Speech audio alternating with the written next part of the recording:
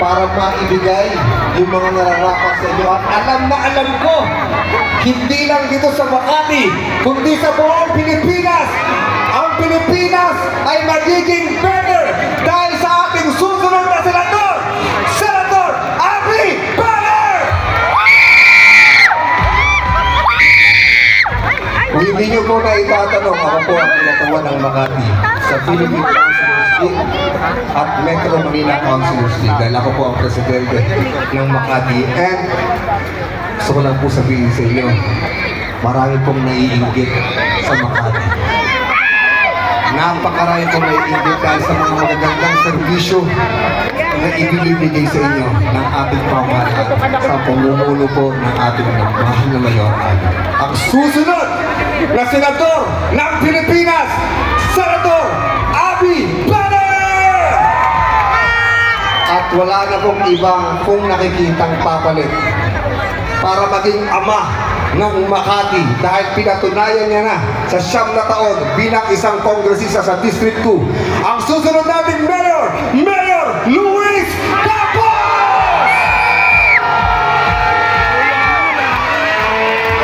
And of course, nandyan po ang suporta ng isang since day one. Mabilis pa sa kidlat ang pagsaserbisyo. Susunod natin Vice Mayor Keith Berga!